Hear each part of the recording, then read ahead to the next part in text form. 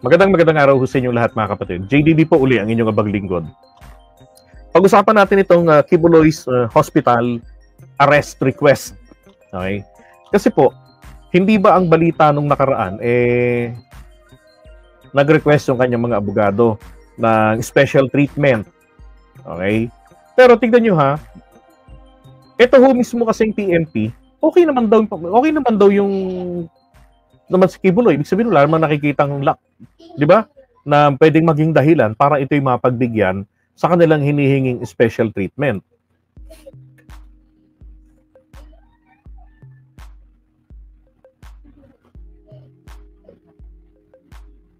Naipasuri sa mga doktor si Kibuloy alinsunod sa inihain ang kanyang kampo na mosyon. Ito lang audio kanina.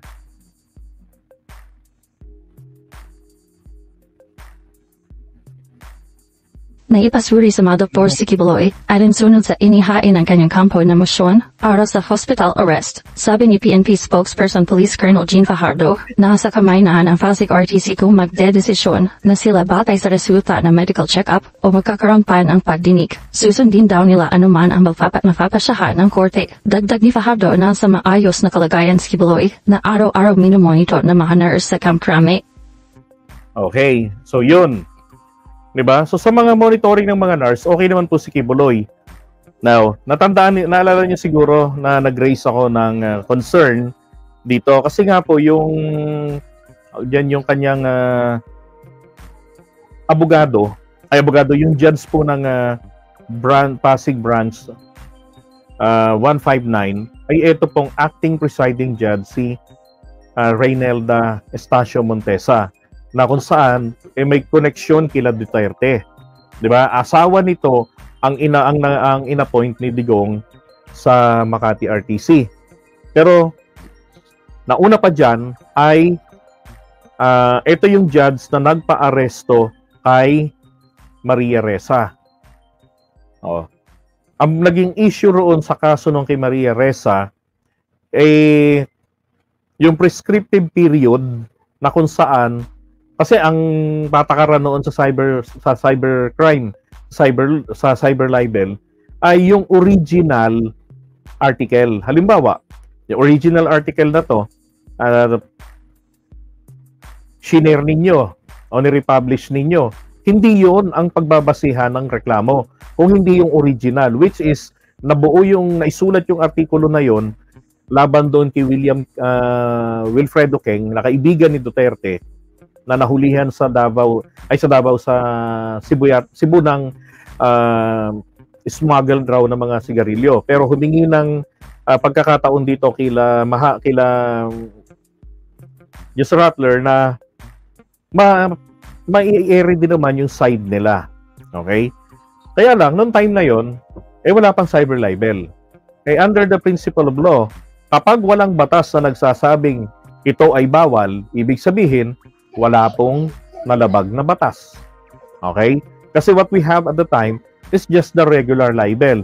Ipapublish mo to, printed, yun ang libel. Pero yung mga online, internet, wala pang batas nun. Pagkatapos nito, kalauna, nagkaroon po tayo ng batas ng cyber libel panahon ni Pinoy. Ngayon, ang nangyari, yung original document, merong typo error, itinama nila. Tapos, ipinublish. Ngayon, ang sinasabi nila, ang basihan is 16 years ang prescriptive period. Ang prescriptive period, ibig sabihin yung palugit, timely filing, para magsampa ka ng reklamo, ay 1 taon lamang. So, malayong-malayo. Diba? Ngayon, ang naging resulta nito, napa-aresto etong si Maria Ressa at saka yung si Santos, yung writer nila. Alam ko, dalawa yata sila nun ang nadali dyan. Ngayon, nang malaman-laman, kami nun dati pinagtatanggol pa namin Malaman-laman namin, kalaunan, pati ng mga dilawan, nalaman nila na ito palang judge, may tinatanaw, kumbaga, ng utang na loob, kay Digong. Unang-una, Wilfredo Keng, kaibigan ni Digong. Tapos sumunod, Maria Ressa, kritiko ni Duterte. Diba? Now, ang problema kasi sa mga mababang korte, kahit na mamali sila ng desisyon, ang habol dito is maprolong. pagkaroon ng apila sa Court of Appeals up to the Supreme Court. At ngayon, gano'n na nga ho yung nangyari sa kaso laban dito kay Maria Ressa cyber libel. Alam ko nakapending pa yan. Pero mayroon ng previous decision ng korte sa ibang kaso na nilinaw 1 year lang. Yun ang nakalagay kasi sa revised penal code. So dapat nga na-settle na yan ngayon, na-dismiss na yung kaso. Pero ang concern ko rito, sana manindigan po etong si Judge kasi nitong nag-request naman po, no, merong motion na isinampa kampo noon ni Kibuloy noong April 11, 2024. Ito yung kanilang i-file, motion to defer, suspend proceedings, and hold in abeyance issuance of warrant of arrest na final nila. Now, ito po nga kanilang request ay ibinasura naman ito ni Judge Montesa. Okay, now this is what I am praying. Ay sana, 'di ba, manatili po si Judge Montesa ng ganito. Okay, kung doon sa medical evaluation, malinaw naman na ang nakalagay doon hindi naman ito nangangailangan ng hospitalization. 'Di ba dapat kasi kung magkakaroon ng hospitalization, dapat mayroong compelling, 'di ba? Report na ito yung kailangan ito meron tong oxygen palagi, kailangan ito 24/7, may nakatutok sa kanya kasi delikado tong mategi agad. Oh. Ayun, kung wala naman ganun, sana just to be fair dun sa ibang mga preso, kasi pwede kasi itong mag-set ng precedents na pwede na rin palang mag-request yung mga ordinaryong mayayamang kriminal na matatanda na. 'Di ba? Magre-request na lamang na, may sakit na ako, kailangan ko na ganito, hospital arrest or house arrest. Naku, yari tayo dyan. At napakamapanganib kapag si Kibuloy po ay napayagan ng hospital arrest, pwedeng maitakas yan. Ang dami pa namang kaso, may mga papasok pa. Tapos pahirapan na naman ang paghahanap dyan. Diba? Sabi niya, paano kung ma-brainwash si Kibuloy ang mga preso? O di, bahala sila sa buhay nila. Ganun lang yun. Pero eto na nga ho, yung kanyang medical evaluation ay na-submit na po dito kay Judge Montesa. At dito ho nakasalalay ang magiging bagong tirahan ni Kibuloy. So far, nasa PNP Custodial Center. At sana doon na lang siya manatili dahil may hospital din naman po sa loob ng PNP. Di ba? Just few blocks away lang. So, hindi ho po pwede na, hindi naman malabo namang sabihin na pag nagkasakit si Kibuloy, inatake ng kung ano, ito ay isusugod sa pinakamalayong hospital sana. Hindi naman ganon. Andun lang din sa loob. At protected yung area. Di ba? Mamaya, merong sumukti sa kanya sa ibang lugar, sa hospital. Kasalanan na naman ng gobyerno yan. Alang iya. Okay? Sabi ni Kingdom City Jail. Hindi kasi, si Mark Ramos pala to. Sir, magandang tanghali sa'yo. Diba? Hindi kasi ganito, meron ding, dalawa ko kasi nag-aagawan dito Ang Pasig, sabi nila, dapat, tawag dyan sa kanila, sa Pasig Kulong. Etong Quezon City naman, may ruling din sila na dapat sa Quezon City Jail. Kapag Quezon City Jail, siksikan po doon sa Quezon City Jail. Yan ako mag-google ko yung itsura ng Quezon City Jail.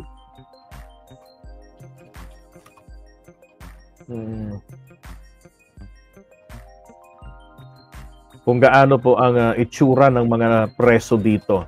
Tingnan nyo,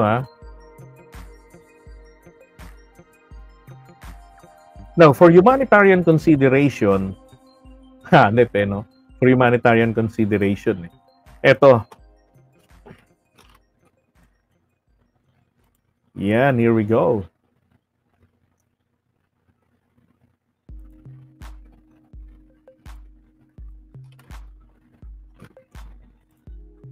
Ayan ang kanilang situation dyan. So, pagka natutulog yung mga tao, eto, dikit-dikit. That's the Quezon City Jail. Diyan lang yan sa may Kamuning.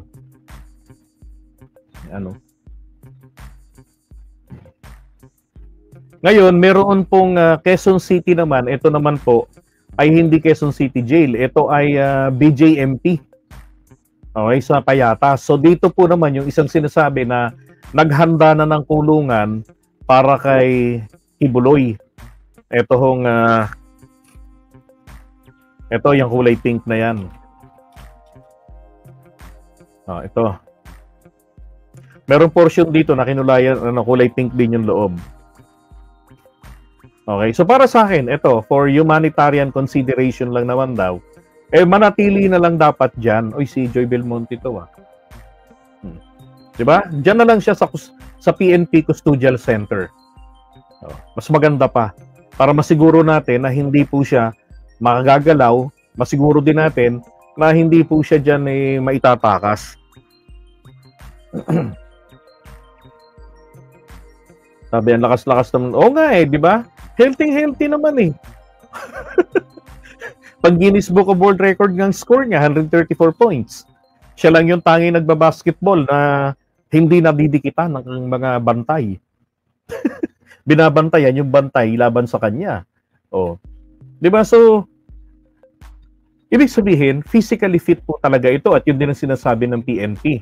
Kaya ako, inuunahan ko na na judge, nananawagan po kami, huwag niyo hong pagbigyan ng base lamang sa medical evaluation. Diba? Kumuha pa kayo ng iba pang medical evaluation, third opinion, o second opinion, o kung ilang opinion pa. Diba? Hanggang third opinion, para makita talaga. Samantalang eto nga naman pong si Alice Guo nga Diba? May sakit din si Alice Guo. Ang nangyari naman dito kay Mayora, inilipat si Mayora sa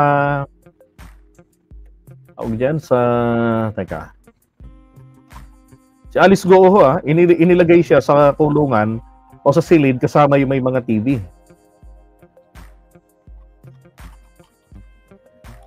Nasa Pasig City Jail na siya